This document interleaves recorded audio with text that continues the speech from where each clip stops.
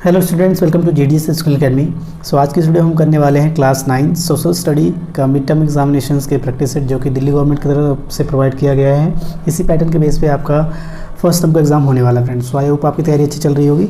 अगर नहीं चल रही तो मैं आपको बता दूं कि हमारे चैनल में लिए एसएसटी की डेडिकेटेड है, तो यहाँ पे आपको एसएसटी की पूरी तैयारी करवा जाएगी मिड टर्म एग्जामिनेशंस की।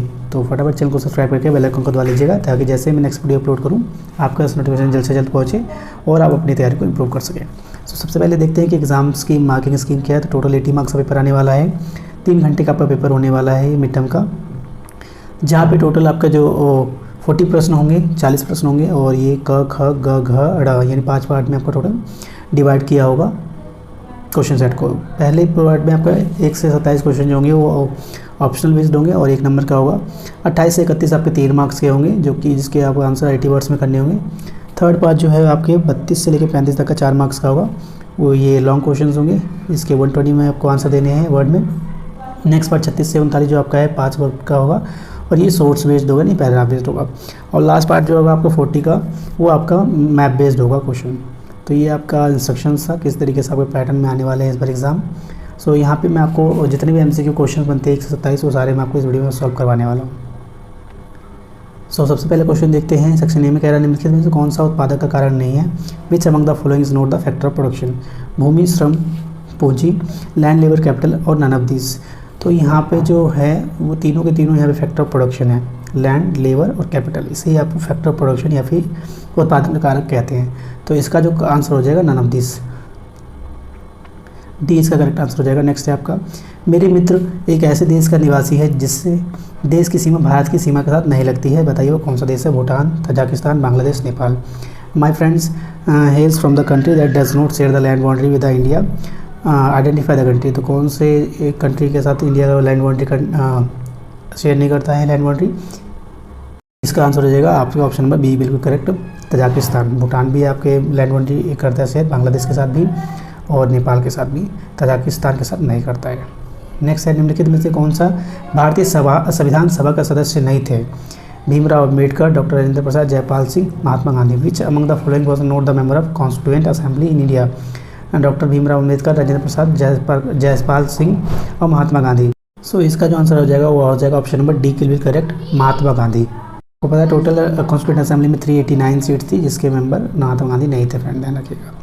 तो इसका डी करेक्ट आंसर हो जाएगा। नेक्स्ट क्वेश्चन है आपका, में आपको गलत मिलान की पहचान करना है। ये ऑप्शन दिया है, रॉबिस्पेरे शासक थे, लुइस 16 शासक थे, जॉन लॉक शासक थे या नेपोलियन शासक थे। तो इसमें गलत जो है वो फ्रेंड आपका जॉन लॉक आपका एक हिस्टोरियन थे, ना कि दोस्तों यहाँ पे शासक थे। रॉबिस्पेरे भी आपके शासक थे, आपको पता ही है, मैक्सिमिलियन रॉबिस्पेरे, जिनके टाइम पीरियड को आपका आतंक काल कहा जाता था। और लुइस 16 तो आपके फ्रांस के शासक था ही और नेपोलियन भी आपका 1804 में फ्रांस का शासक बना था।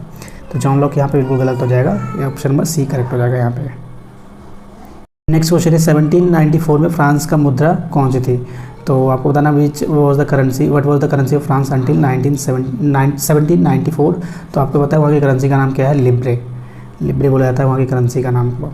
सो पहला ऑप्शन बिल्कुल करेक्ट हो जाएगा। नेक्स्ट क्वेश्चन है, टाइल से आप क्या समझते हैं। सीधे राज्य को अदा किया जाने वाला कर, फ्रांस की मुद्रा, चर्च द्वारा वसूले जाने वाले कर, उपरोक्त में से कोई नहीं। What was the understanding the tithe, tax paid by the directly to the states, the currency of the France are tax laid by the church और नन ऑफ दिस। तो अगर आपने फ्रेंच रिवॉल्यूशन को ध्यान से पढ़ा होगा तो उसमें 2 तरीके के टैक्सेस थे, एक था टाइले और एक था टिथे। तो टाइले जो था वो डायरेक्ट टैक्स था जो स्टेट्स को पे किया जाता था और टिथे था जो चर्च वालों को टैक्स पे करना था, इनडायरेक्ट टैक्स। तो टाइले क्या है, एक डायरेक्ट टैक्स है। तो इसके हिसाब से आपका ऑप्शन नंबर हो जाएगा टैक्स पे डायरेक्टली टू द स्टेट, ये ऑप्शन बिल्कुल करेक्ट हो जाएगा। नेक्स्ट क्वेश्चन है आपका, ये है आपका स्टेटमेंट बेस। कह रहा है निम्नलिखित में से दिए गए प्रार्थनों दिए गए संकल्प, इसका दूसरा कारण है, कथनों को पढ़िए और सही विकल्प का चयन कीजिए। तो संकल्प है अरुणाचल और गुजरात के समय में 2 घंटे का अंतर है, बिल्कुल सही है। और भारत के मात्मक समय रेखा 82 एंड 30 डिग्री पर लाई करता था, बिल्कुल दोनों स्टेटमेंट बिल्कुल के बिल्कुल सही है फ्रेंड। ऑप्शन नंबर ए बिल्कुल करेक्ट हो जाएगा। नेक्स्ट है क्वेश्चन नंबर 8, इनमें से कौन सा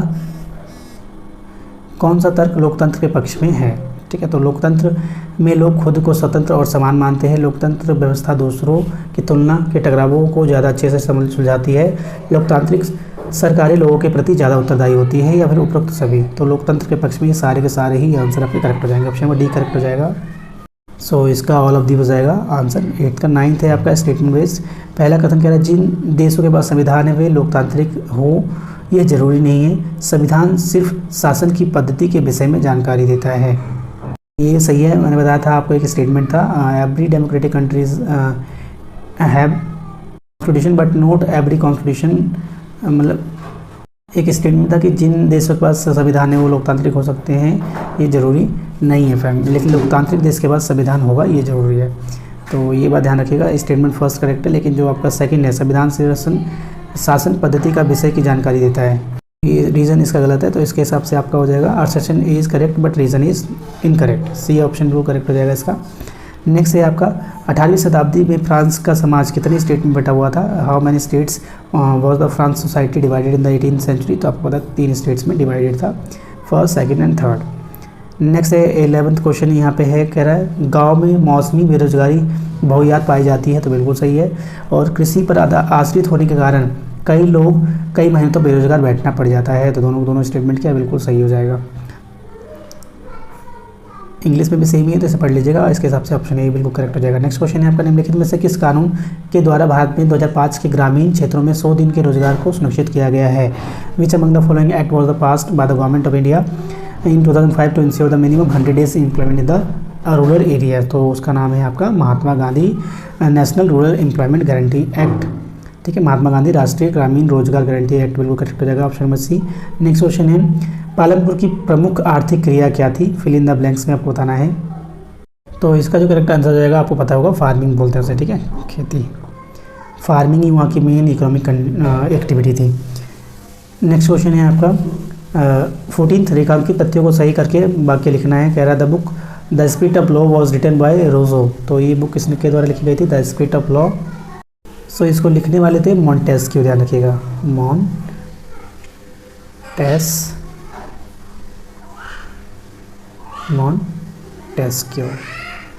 1748 में लिखा था इन्होंने, उसको की जगह आ जाएगा मॉन्टेस्क्यू। नेक्स्ट क्वेश्चन है आपका सत्य असत्य बताना है, ट्रू और फॉल्स बताना है।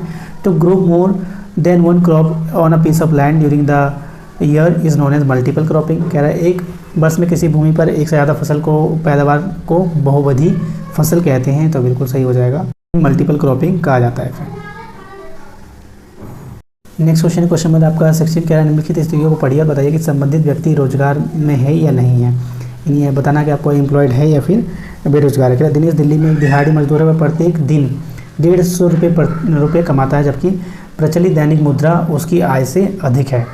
तो अब एक दिल्ली में काम करने वाला दिहाड़ी मजदूर पे दिहाड़ी पे काम कर रहा है, तो 150 रुपये कमाता है दिन में, लेकिन जो मिनिमम वेज है वो 150 से ज़्यादा है। तो आपको पता ना कि ये एम्प्लॉयड है कि नहीं है, तो बिल्कुल ये एम्प्लॉयड नहीं हो जाएगा। ठीक है, ये बेरोजगार है। डेली वर्कर को हो सकता है अगले दिन काम ना मिले, और हो सकता है अगले दिन काम मिले, तो ये पॉसिबिलिटीज़ बनी रहेगी, इसलिए अनएम्प्लॉयड ही कहलाएगा।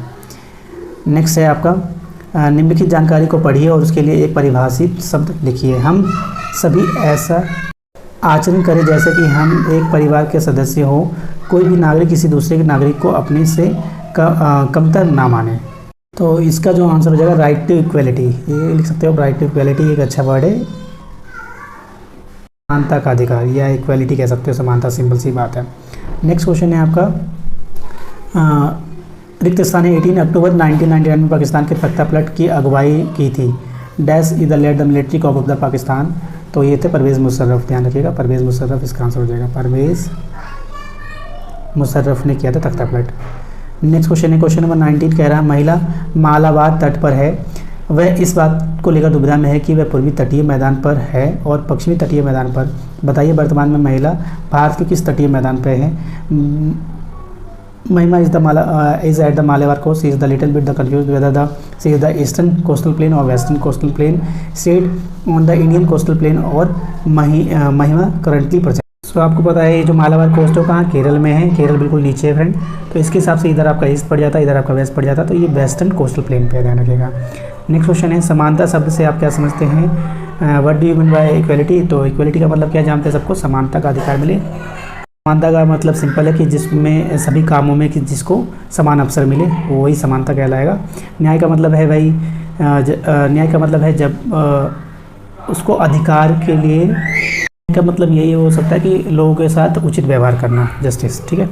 इसके अलावा मानव पूंजी क्यों महत्वपूर्ण है, तो आपको पता है मानव पूंजी क्यों महत्वपूर्ण है, क्योंकि मानव पूंजी में क्या होता है, मानव पूंजी मानव कौशल और जो उनका ज्ञान होता है उसका इस्तेमाल हम नए नए उत्पादों का उत्पादन करने के लिए करते हैं, इसलिए क्या है वो इम्पोर्टेंट है।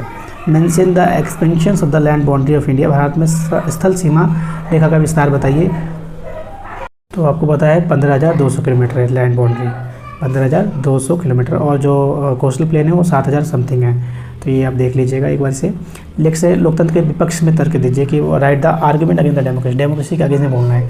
तो यहाँ बोल सकते हो कि सरकार जो है स्टेबल नहीं रहती, स्थिर नहीं हो सकती है, क्योंकि आपको पता है हर 5 साल बाद में गवर्नमेंट चेंज होती रहती है, तो ये एक इन फेवर में रह जाएगा। नेक्स्ट है आपका बेरोजगारी को परिभाषित कीजिए। तो अनएम्प्लॉयमेंट किसे कहते हैं, जहाँ पे कोई किसी व्यक्ति को, बेरोजगारी का मतलब है किसी प्रचलित दर पर अगर किसी को कोई रोजगार नहीं मिल पाएगा तो उसे क्या बोलेंगे, हम बेरोजगारी बोलेंगे। समाजवाद से क्या समझते हैं, समाजवाद का सिंपल मतलब है जहाँ पे सभी को समानता का अधिकार दिया जाए, वही समाजवाद कहलाएगा। जिस समाज में आप रहते हो वो समाजवाद कहलाएगा। नेक्स्ट सिंधु नदी तंत्र की किसी एक नदी का नाम बताइए। इसके अलावा कह रहा है which river was the Narmada river is a part of. So आपको पता है जो सिंधु रिवर है, सो इंडस रिवर सिस्टम में आपको पता है आपका सतलुज भी आता है, इसके अलावा झेलम आता है, चेनाब आता है, तो इनमें से किसी का ये भी नाम आप लिख सकते हैं। इसके अलावा which river system of Narmada river is a part of, तो आपको पता है इंडस का ही पार्ट है, सिंधु रिवर सिस्टम का ही इसका आंसर हो जाएगा, बिल्कुल अपोजिट। नेक्स्ट है लोकतंत्र को परिभाषित कीजिए। तो लोकतंत्र क्या है, एक ऐसी शासन व्यवस्था जिसमें जनता क्या करती है, अपनी सरकार को चुनती है, उसे क्या कहते हैं, लोकतंत्र कहते हैं। तो आई थिंक बहुत ही इजी क्वेश्चंस दिए हुए हैं आपके 1 मार्क्स के। आई होप आपको क्लियर हो गया होगा। सो इस वीडियो में इतना ही। Thank you so much, thank you for watching video. मिलते हैं नेक्स्ट पार्ट के साथ, तब तक के लिए good luck and all the best.